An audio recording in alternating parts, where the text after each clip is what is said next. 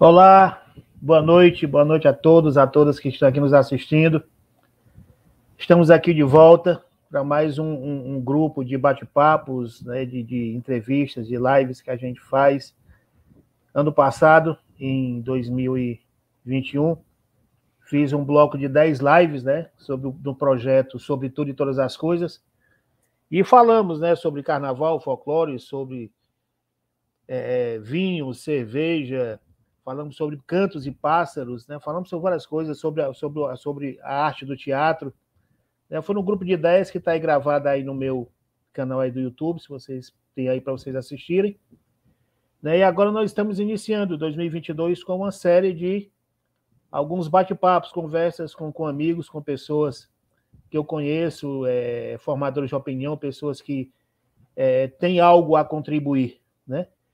E hoje, né, dia 2 de fevereiro, a gente inicia, né, essa série, né, de entrevistas, de conversas, e hoje a gente traz o Carlos Vilar.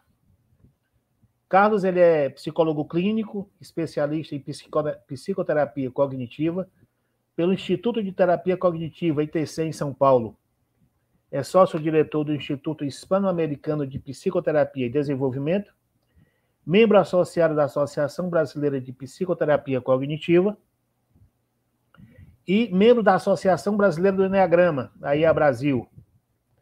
Também do Instituto Enneagrama Shalom, IESH. O Carlos é professor de Enneagrama do curso brasileiro de Transpessoal, Alubrat, em Brasília. Professor de Enneagrama, certificado pela formação Enneagrama Shalom, assim como eu também sou. Ele atuou como chefe do Departamento de Ciências do Centro Universitário de Brasília. Possui uma experiência de 10 anos como gerente de relacionamento em empresas de tecnologia da informação. E atualmente ele trabalha como professor e psicólogo clínico, com atendimentos individuais, grupos terapêuticos, grupos temáticos, utilizando o Enneagrama. Vou colocar aqui o Carlinhos para bater um papo. Fiz a apresentação inicial como padrão que eu sempre gosto de fazer, mas aí para conversar com amigos, sai o José Carlos Vilar e entra um grande amigo chamado Carlinhos, como ele é conhecido, Carlinhos Vilar. Carlinhos, seja muito bem-vindo. Certo? Obrigado. Fez essa apresentação. Eu gosto muito de falar que quando na música do Belchior, né, que ele disse que é apenas um rapaz latino-americano sem dinheiro no banco. E aí, quem é Carlinhos Vilar? Bate o papo aí e se apresenta aí para a turma que está nos assistindo. Bom, eu gostei dessa parte aí do sem dinheiro no banco, viu? Eu estou mais ou menos por aí. Mas Carlinhos Vilar é marido, é pai, completando 63 anos depois de amanhã já, né? Nessa próxima sexta-feira. Sou psicólogo clínico, como você falou, apaixonado pela vida, lutando pela vida no dia a dia, né? Então, sou essa pessoa que, pelo meu tipo de personalidade, está sempre atento aos outros, né? Então, eu sempre estou muito atento aos outros, principalmente aos mais próximos, né? E sempre querendo ajudar de alguma forma. Por isso que eu optei até por essa carreira de psicólogo mais para o fim da vida, né? Que jazinho eu falo dela. Beleza. Carlinhos, conheço o Carlinhos já há uns 5 anos. Nós fazemos parte do IESH, que é o Instituto Enneagrama Shalom, né? E também ele me fez o convite, né, de participar da diretoria da IA Brasil. Ele foi presidente da IA Brasil, que é a Associação do Enneagrama Brasil, né, IA Brasil, e a Associação Internacional do Enneagrama, IA Brasil. E eu estava na diretoria junto com ele como presidente, foi muito bom. Né? Foi um momento de aprendizado, né? E tivemos a sorte, eu digo sorte, porque tudo que vem para melhor, de encarar uma pandemia durante a nossa diretoria, né? E foi extremamente rico o formato como tudo transcorreu, né? E foi muito bacana. E aí já vai, né? Aqui, por um agradecimento também por ter me chamado. E é isso. Gente, nosso bate-papo hoje é sobre saúde mental. Né? Teve o Janeiro Branco, né? Que passou, que trabalha essa questão da saúde mental. Carlinhos, psicólogo, né? E também, né, é analista de sistema, também de formação, né? Tem formação, porém agora ele foca diretamente a questão do trabalho na área de psicologia, né? Como psicólogo, né? Já falou da trajetória e tudo. E, Carlinhos, no caso desse mês de janeiro, né? Dessa campanha de saúde mental, que é um alerta para a nossa saúde mental. E eu te pergunto, como é que você vê hoje a situação emocional de nós, brasileiros, dos brasileiros, as brasileiras, com pandemia e com vários problemas que a gente está acontecendo, que está acontecendo no nosso país? Acontece também coisas boas, não é só problema, né? Mas tudo faz parte de um jogo, né? Tudo faz parte de um momento. Como é que tu está vendo essa questão da saúde mental do brasileiro atualmente? Olha só, para mencionar sobre isso, né, eu queria lembrar, olha só, a terapia cognitiva, que é a minha especialização, e o Enneagrama, eles têm como base 3 emoções associadas, né? Muitas abordagens da área da psicologia trabalham com essas 3 emoções básicas, né, que a raiva, a tristeza e o medo. E nesses últimos tempos, eu diria que não só os brasileiros, né, Sandoval, mas eu acho que todas as pessoas, né, estão passando por inúmeras provações por conta dessa pandemia, né, que se apresentou de uma forma tão agressiva, tão violenta, né? Eu acredito que em diversas situações, né, a raiva, por exemplo, e a tristeza, elas se fazem presentes, né, o tempo todo. A tristeza por conta de perdas, né, de perdas de entes queridos, das internações demoradas, né, a luta por uma internação, muitas vezes sem fim, sem um fim favorável, vamos dizer assim, né? A raiva também por conta da ineficiência dos gestores, né, de todos os campos, né? E deveriam assumir o controle de toda essa situação e de toda a nossa nação, né? Mas continuam, né, fazendo aquelas falcatruas e políticas sem sentido, né? E corrupções a dar a rodo, né? E aí o que acontece? Aí o medo se instala, né? O medo se instala. Eu acredito que seja a emoção que mais aparece na vida de nós brasileiros, como na vida de muitas pessoas também, não só do Brasil, né? Nas diversas situações, tá? Então, pode ser, ora, por uma nova vertente, uma nova Covid que aparece, essa nova cepa que aparece, né? Ora, por as ameaças sobre vacina, e aí as pessoas ficam sem saber, será que eu me vacino, será que eu não me vacino? Aquela confusão, uma desinformação. E aí a situação emocional dos brasileiros, para mim, eu acredito que ela vai de mal a pior, né? Ou seja, eu ouvi até a Mônica, minha esposa, comentando assim, que na formação que ela estava fazendo, a professora falou assim, a gente acredita que, de repente, está por vir uma pandemia mental, uma pandemia de saúde psíquica, né? Porque tudo isso, né, toda essa desinformação e essa instabilidade nos leva a isso, né? Nossa saúde mental, nosso emocional, a meu ver, tá lastimável, tá triste, né? Eu acho que é mais ou menos por aí. E teve também, Carlinhos, dando assim, complementando o que tu falou, que há um tempo atrás, né, essa questão da saúde mental, né, e quando as pessoas tinham a questão de depressão ou tinham alguns sintomas, muitas pessoas achavam que, com perdão da palavra, frescura, ou seja, rapaz, deixa de besteira, não tem nada a ver com isso, não. Bora, se tratavam como se fosse uma coisa que não existisse, né, e sempre existiu. É uma coisa que sempre existiu e vai, né, e o cuidado precisa ter, não só durante um mês, né, mas durante o ano todo, né, você cuidar, como você falou, né, dos 3 centros, né, cuidar do corpo, né, da mente, né, do espírito, né, ter todo esse cuidado. Né? E o que é que falaria com isso a circulação hoje, na atualidade, assim, essa questão está mais tendo um cuidado, né, uma atenção com essa questão da saúde mental do que antigamente, quando se fazia até chacota. Não como deveria, né? Mas já se cuida mais, né? Já se cuida mais. Eu acho assim que em muitos lugares, né, Sandoval, o psicólogo ele ainda é visto como aquela pessoa que cuida de loucos, né?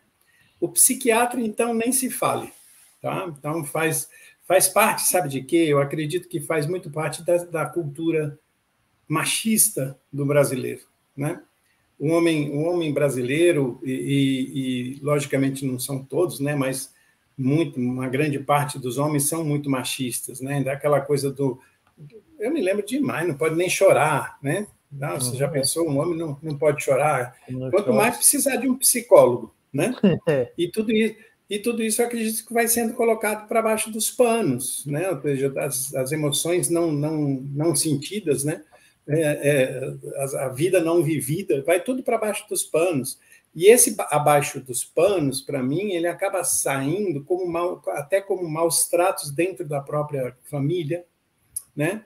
Estupros dentro das próprias casas, e a gente vê que os números são absurdos, né? Surras, né? Desrespeitos por parte, normalmente, dos mais fortes dentro da relação. E é isso que acontece. E, normalmente, são essas pessoas que desqualificam o cuidado com a saúde mental, para não serem expostas, entendeu? Ou seja, se isso se torna uma coisa muito, né? Ou seja, muito vista e muito falada e normal, aí, de repente, eu vou acabar me expondo com isso, né? E aí continuam no comando ignorante das famílias que eles têm. Acaba acontecendo isso que as pessoas deixam para lá esse cuidado próprio, esse cuidado com o crescimento pessoal, né? Cai na rotina do Zeca Pagodinho, lá, né? Do deixa a vida me levar, ok, né? Pensa que já pensou se souberem que eu estou fazendo terapia? O que vão falar? Que eu estou ficando louco? Então, é bem isso, né? Eu acredito que é muito por aí, né? E tem essa questão também, né, que falava-se muito, né, eu vendo uma palestra do Pierre Weil, né, que ele falou que assim que sintoma, ou seja, uma dor de cabeça, uma dor que você sente, ele falava que era um distúrbio emocional que sai pelo lugar errado, né? Ou seja, o distúrbio existe, né? E é que nem aquela questão, né? Sentimento é que nem leite, né? Se você guardar, azeda. Aí quando você vai se expressar com ele azedo, imagina o que é que pode acontecer com relação quando uma coisa azeda, um relacionamento ou um sintoma seu azeda, né? Exato. A gente vê muito a questão das doenças psicossomáticas, né? Como tem, né? Eu tenho vários exemplos assim de clientes mesmo, de atendimento clínico, de pessoas que elas desenvolvem por si só fibromialgia, desenvolvem questões musculares, desenvolvem LER, sabe? Até câncer. Eu tenho uma paciente que acabou desenvolvendo um câncer e a gente não tem muita dúvida de que o psíquico teve uma parte grande nisso daí, sabe? Então, é por aí mesmo. Carlinhos, vamos linkando aqui as coisas, né? E o que nos uniu, assim, de amizade e tudo, foi o Eneagrama, né? Foi por conta do Eneagrama que a gente se conheceu, né? A Águida, minha esposa, fazia parte do instituto, eu fiz o curso introdutório, fiz a formação e fui convidado depois para entrar no instituto e criou mais esse vínculo da amizade. Então, com relação à questão do Eneagrama, né? A gente usa para a gente como suporte bússola, né? E você também usa nos seus trabalhos, né? Na questão da psicoterapia, tu também trabalha com Eneagrama. Me diz aí, como é que foi essa tua história com o Eneagrama? Como tu conheceu, como se transformou como suporte bússola nos seus trabalhos e para você e família? É uma sabedoria, né? O Eneagrama, para mim, ele não é nada além de uma grande sabedoria, né? Ou seja, muitas pessoas chamam de ferramenta ou até de abordagem, mas o Eneagrama não, o Eneagrama é mais. O Eneagrama é uma grande sabedoria. Eu conheci em 2011, eu conheci o Eneagrama aqui em Brasília e no ano de 2012, eu e Mônica, queríamos procurar uma instituição que trabalhasse o Eneagrama de uma forma mais cuidadosa, mais consciente, sabe? E aí fomos atrás e descobrimos o IESH, né? Encontramos o Instituto Eneagrama Shalom, né? Do qual a gente faz parte, né? E aí foi que a gente foi fazer a nossa formação, fizemos a formação lá na primeira turma, né? Nos formamos em 2014 e daí para frente começamos a usar o Eneagrama. Eu comecei a usar na clínica, né? O Eneagrama. E o Eneagrama e a terapia cognitiva, eles trabalham juntos muito bem, muito bem. A gente fez questão, viu, Sandoval, de fazer essa formação, né? numa escola séria, né, como é o IESH, para poder a gente ter esse reconhecimento como facilitador do Enneagrama, não só pela nossa instituição, mas também pela IAA Brasil, né? Que a IAA Brasil ela é a instituição que hoje ela é vinculada à IAA Global para isso, né? Ou seja, para poder cuidar das acreditações de profissionais e de escolas, né? E, infelizmente, tem acontecido assim, muita gente que está trabalhando de uma forma meio assim, atabalhoada e tal, com o Enneagrama, e a gente tem que ter esse cuidado, né? Porque, afinal de contas, a gente está mexendo com seres humanos, né? Então, a partir daí, a gente começou a usar o Enneagrama direto, né? Em atendimento clínico, né? Na terapia cognitiva, no dia a dia, né? No dia a dia a gente usa com quem? Com esposa, com filhos, com os pares, né? No trabalho, né? Porque sim, porque, né? O Enneagrama nos ajuda também nessa coisa, né? Das relações, né? E relações se tornam mais sólidas, mais duradouras, porque a gente começa a cuidar dos outros com mais compaixão, né? Ou seja, a gente usa o Enneagrama com compaixão. É mais por aí, né? E como a gente fala também, né? A gente só usa porque a gente acredita, né? A gente confia, né, nessa sabedoria. Né? E uma coisa que você falou, né, da questão da IA Brasil, né, que é nosso instituto é ligado, estamos saindo um pouco do bate-papo, mas tem a ver com saúde mental também. Enneagrama também tem a ver com isso, gente. E uma coisa que o Carlinhos falou, né, é a questão mesmo de você procurar assim, pessoas com ética, pessoas que tenham uma responsabilidade com relação, não com relação à questão do Enneagrama, mas tratar com a pessoa, né? Você tem que tratar bem, né? Você está tratando com um ser humano, né? Tratando com a pessoa, então você tem que respeitar esse ser humano assim como você se respeita. Né? Assim como você tem o carinho que você tem por você tem que ter pela outra pessoa. Né? Que você vai cuidar, que você vai trabalhar em alguma forma de terapia. Né? Sim. E, Carlinhos, a gente volta já para esse assunto também, mas eu queria assim, fazer outro link, né? Que com relação à questão da música. Né? Eu tive a oportunidade e tive a oportunidade de ir para Brasília, o Carlinhos mora em Brasília, ele é a Mônica, né, a esposa, e batemos um papo, e ele gosta, a família toda musical. Né? Quem não acompanha o Instagram deles, né, dele e dos filhos, pode acompanhar que tudo termina em música. Se em alguns locais aí em Brasília tudo termina em pizza, na casa do Carlinhos tudo termina em música. Música, festa. E é festa. Carlinhos, e essa paixão? Música, família, como é que funciona esses encontros, essa harmonia que existe em torno da música e você, Mônica, e os seus 3 filhos? É o que você falou mesmo, a família é meio musical mesmo, né? Então é festa, né? Com música ao vivo, né? Que isso aí é a melhor parte, né? Todo mundo aqui em casa toca algum instrumento, né? A Mônica me ensinou a tocar violão quando a gente era do grupo jovem da Igreja Dom Bosco, aqui em Brasília, né? Isso há 44 anos atrás, mais ou menos, né? E o Rafael e a Ana, por exemplo, que são professores, né, de canto, mais voltados para teatro musical, mas o instrumento de trabalho deles é o piano, né? Eles precisam do piano para poder ministrar as aulas, né?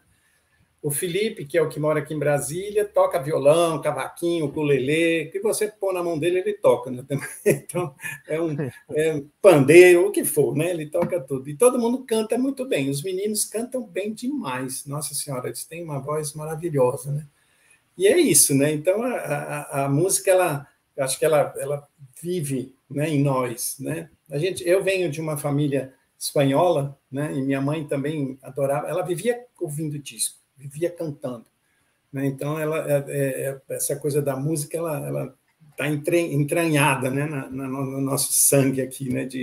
Então, e a Mônica também sempre gostou muito de música, também foi ela que me ensinou, né, a tocar violão, né? Assim, ela fala que não toca, mas foi ela que me ensinou as primeiras notas musicais. Né? Uma coisa parecida com a minha família, tem algumas irmãs aí, algumas pessoas da minha família, sejam bem-vindos aí, obrigado por terem vindo. A gente também adora música, a gente não sabe cantar nada, a nossa voz é terrível, letra de música a gente decora todas, né? Mas participar de festa de música, toda reunião da família é movida a música. Né? Se bem que eu tenho um cunhado, João Ayrton, que toca violão, né, muito bem, né, e nós inventamos de montar um grupo chamado Radiola Sem Ficha. Aquelas radiolas de bares que tinha antigamente, né? Sim. E aí tem um grupo de 4, né? Primos, né? E amigo que a gente de vez em quando toca. Eu fico só na percussão também, né? Nessa história de percussão. Né? Ele toca violão, e ele que canta muito bem, né? Meu cunhado João Ayrton, né? Ele é a única voz boa da família é a dele. E a gente, dança, né? Fica nessa história, né? E a questão da música não deixa de ser uma terapia, uma forma de você extravasar, de você não pensar em nada e transformar, né? Eu falava em fugir dos problemas, mas você não foge, né? Quando você transforma, né? Acaba tendo alguns insights, alguns estados, quando você está um pouco fora, né, dessa questão, né? Você está esparecendo um pouco, você acaba tendo algumas ideias bacanas de algum problema que você pode ter. Eu acho que a música é mais ou menos isso. É uma terapia, né? É uma terapia. Carlinhos, voltando à questão do Janeiro Branco, e aí eu falo dessas campanhas que tem, né? O Outubro Rosa, Novembro Azul, né? Tem essa questão das cores, né? E só fazendo um adendo aqui, antes de você responder, tá aqui, aqui a nossa live, o Cezinha, né? E a Sheila, a esposa, né? Do Interapia, que faz parte também do nosso instituto. O Cezinha fez, há uns 2, 3 anos atrás, um trabalho aqui em janeiro, aqui no Amor Maior, né, com essa questão do Janeiro Branco. Foi muito bacana, foi uma semana de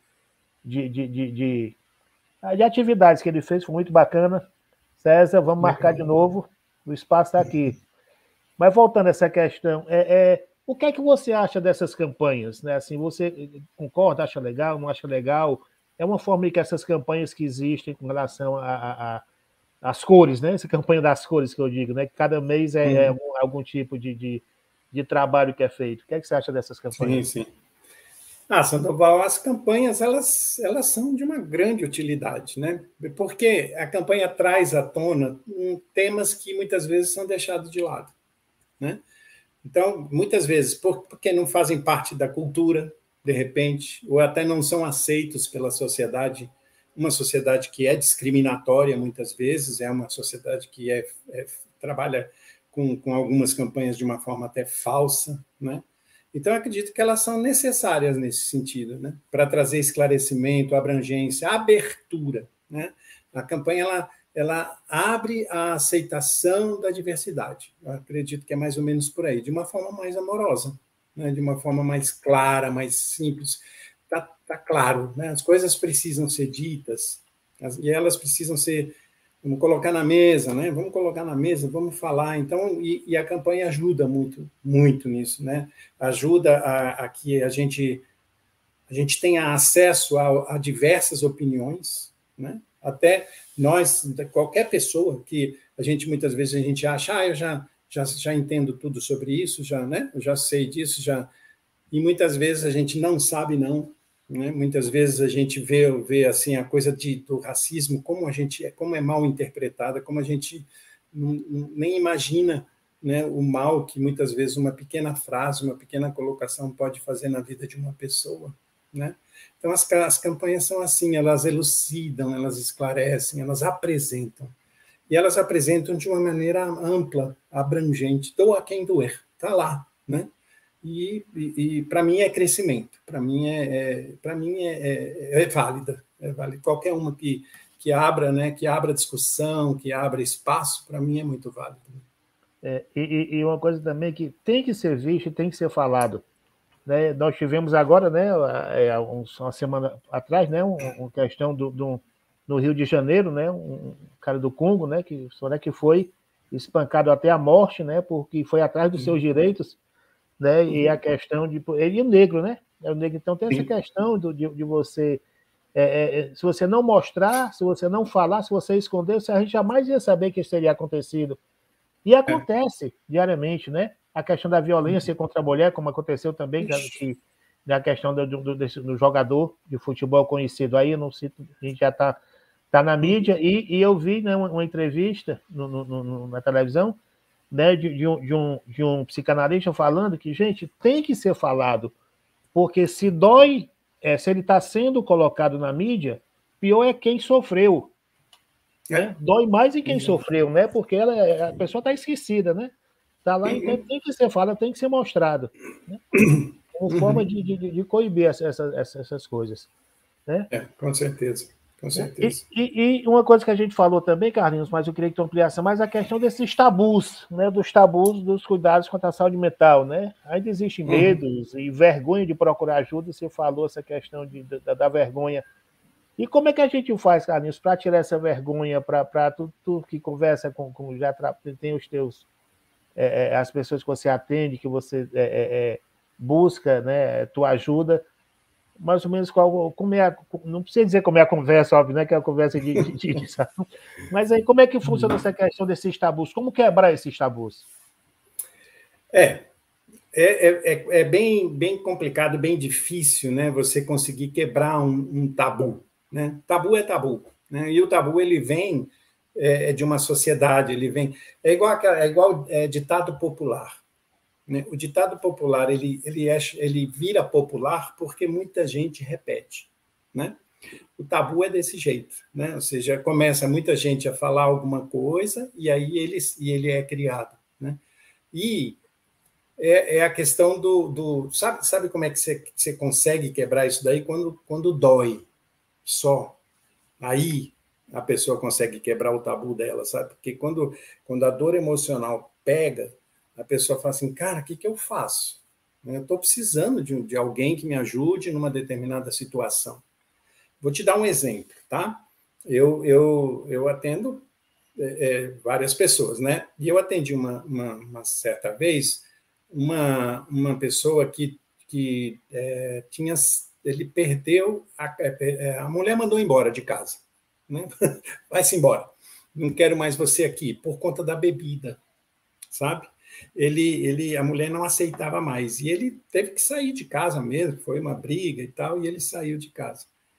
E aí, com a dor, né, da perda, né, com a dor de não estar mais em contato com os filhos todos os dias e tudo, e da esposa mesmo, porque ele gosta muito da esposa, eu digo gosta porque eles reataram depois, né? Foi aí que ele foi buscar uma ajuda para poder cuidar daquela coisa que não estava legal na vida dele, que era o excesso da bebida. Né? Então, tendo tabu ou não, e ele não acreditava mesmo, né? Ele falava, não, esse negócio aí, né? Porque, cara, agora eu estou procurando aqui, porque como é que eu vou fazer? Ou seja, ele não acreditava em psicólogo, nem em nada disso, mas ele se viu, né, na dor. E aí, na dor, é que ele foi tentar resolver o problema dele. E normalmente acontece desse jeito. Né? Você pega um paciente que se jogou na frente de um ônibus, tá? E aí, por quê? Porque emocionalmente estava completamente, né, abalado e tudo mais. E aí, na dor, é que ele vai e procura, porque antes não procuraria de jeito nenhum. Como assim? Né? Eu, um homem já idoso, vou estar procurando psicólogo? Não, eu me trato eu sozinho. Então, infelizmente, viu, Sandoval, eu não tenho tido muita experiência da gente conseguir quebrar o tabu na conversa, não, porque as pessoas que têm esse tabu, elas não ouvem, elas não querem conversar sobre isso, elas, normalmente, quem precisa não quer nem tocar no assunto, né? É por aí. Eu não gosto muito de clichês, nem de palavras, frases feitas, né? Mas tem aquela, né, que a dor ensina a gemer, ou seja, quando bate, né, o gemer aí, ou seja, é você pedir ajuda, é você gritar, cacarejar, se questão de pedir ajuda, é penada dor, e questão de tabu mesmo, né? Às vezes as pessoas mantêm, né, se mantêm no mundo, né, porque mudar às vezes é difícil, né? A mudança muito. Dói muito, né? Mas às vezes permanecer pode doer muito mais, né? Quando você permanece na cegueira. Né? Isso. Carlinhos, ia falar? Então, complementando, porque você me deu uma ideia, né? Quando você fala permanece na cegueira, permanece na cegueira, na personalidade, né? É isso que a gente ensina no Enneagrama, né? Ou seja, eu criei essa máscara chamada personalidade para poder me proteger, né? Mas essa máscara, muitas vezes não, ela sempre vem carregada de mecanismos de defesa que doem mais, né? armadilhas que eu caio, pedras de tropeço que eu tropeço, que dói mais, né? E as paixões, né? Que a gente ensina tudo isso, né? Que dói mais também. Tudo isso daí não resolve a minha dor emocional. Muito pelo contrário, vai fazer a gente reforça a dor. Eu fico naquele ciclo vicioso enquanto a minha criança ferida se sente doída, né? Então é isso, né? É bem isso, né? Ou seja, esse reforço aí, né? Ele vai existir enquanto eu tiver insistindo na minha personalidade, enquanto eu não buscar crescer, não buscar sair dessa limitação que a personalidade me coloca no mundo, né? Que na verdade fomos nós mesmos que colocamos, né? É por aí. E como é que você faz essa ligação, esse link entre o enneagrama e a psicoterapia cognitiva, que é a linha que você trabalha? Como é que é feita essa ligação? Eles trabalham, olha só, é aquilo que eu falei no início, as emoções, raiva, medo e tristeza, são as mesmas emoções para a terapia cognitiva e para o enneagrama, né? São as emoções básicas que a gente fala, né? Outra coisa que também que eles conversam muito bem, que são as crenças, tá? Então, a terapia cognitiva, ela trabalha com crenças básicas, crenças secundárias, crenças sabotadoras e tal. Então, as básicas, as 3 crenças básicas da terapia cognitiva são idênticas às três dores emocionais do enneagrama, que a gente chama, no enneagrama a gente chama de dor emocional, né? Então, é mais ou menos isso, ou seja, é insignificância, é a incapacidade e a não estima, não se sentir amado, né? É bem assim. E são mesmas. Então, para você fazer as correlações, para você encaixar as coisas, assim, é mamão com açúcar. É muito bom. Não poderíamos, nesse nosso bate-papo, não deixar de falar, né, que é uma das bandeiras do nosso instituto, né, que é a questão da meditação, né, que é uma das coisas que o Domingos, o Padre Domingos sempre fala, que a meditação, ele é, né, um entusiasta, né, ele e o Cezinha, né, o Cezinha está aqui também, é um entusiasta da meditação, teve um programa na nossa página, né, do YouTube, lá do Instituto, gente, tem lá todo um programa, a gente chama Meditações Semanais, tem lá, está tudo gravado, podem também lá ver na nossa página lá do IES, no YouTube, né, e a meditação, Carlinhos, o impacto para a saúde mental, você já viu alguma coisa assim? Qual a tua ideia do impacto da meditação para a saúde mental? Total. Quer que eu fale mais? Total. Quero. Olha só, repara só, pega um dia de correria que você não consegue fazer aquela paradinha de 15, 20 minutos para poder fazer a sua meditação. E anota como é que foi o seu dia. Anota quais foram as emoções que apareceram. Né? Anota aí, porque quando a gente fala em ansiedade, porque hoje a ansiedade é a doença da moda, né? Então, ansiedade nada mais é do que o medo do desconhecido. É uma das 3 emoções, entendeu? Então, o medo do desconhecido. Eu tentar adivinhar o futuro me torna ansioso. Então, é isso. Então, anota como foi o seu dia. Né? Quais foram as emoções que eu senti? Nossa, eu fiquei assim, tal hora. Fiquei com muita raiva. Xinguei buzinei, dei uma fechada. E aí, outra hora, fiquei muito triste porque falaram. Anota. E, de repente, depois você compara com como é que são os seus dias quando você faz a sua meditação. Né? Como é que você fica mais tranquilo, mais centrado? A meditação traz centramento, gente. A meditação é um cuidado próprio. Você tá olhando para você e você tem que fazer o quê? Respirar, né? Como o Domingos fala. Né? Apenas isso. Apenas isso. E aproveite que ainda é de graça, né? O ar isso ainda é de graça. Né? Essa questão do respirar consciente, eu, às vezes, conversando aqui com a Agda, faço muito um paralelo de uma palestra que eu assisti do Roberto Crema, que ele fala sobre a normose, né? Que Sim. Em linhas gerais, não é apenas isso, mas em linhas gerais, ou seja, é você viver sem viver, ou seja, sempre pensar no futuro, você não vive o presente. Isso. Né? E a meditação faz você também fugir da normose, né? Fugir, ou seja, você está centrada naquele momento presente, no seu momento, né?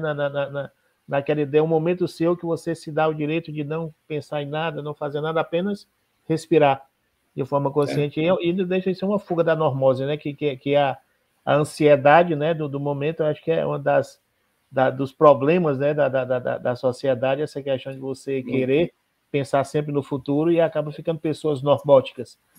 Né? Exato.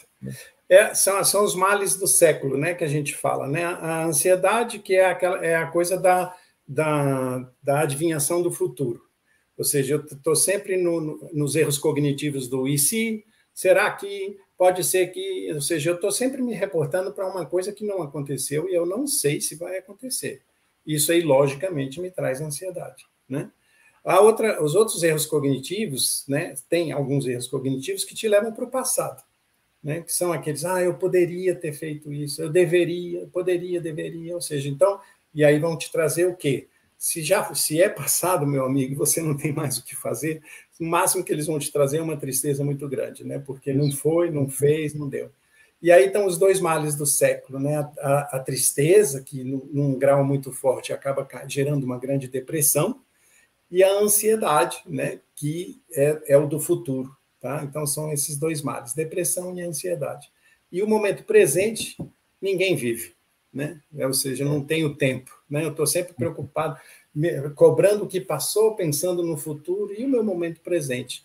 A meditação vai te ajudar nisso, né? Ou seja, vai te colocar pelo menos naqueles 15, 20 minutos que você meditar, você está lá naquela respiração consciente. Né? Não abra mão da meditação. Se o conselho é bom, eu daria esse. Só colocando aqui que o Cezinha colocou que nesse mês agora, né, vamos voltar à meditação online, né, então é bom, quem puder acompanhar e quiser, né, o Cezinha nós vamos ter nas nossas redes sociais do Instituto, vai ter lá todo o dia, hora, como é que funciona a questão da meditação, é muito bacana, muito bom mesmo. Carlinhos, estamos já concluindo nossa conversa, nosso bate-papo, foi muito bom, está sendo muito bom.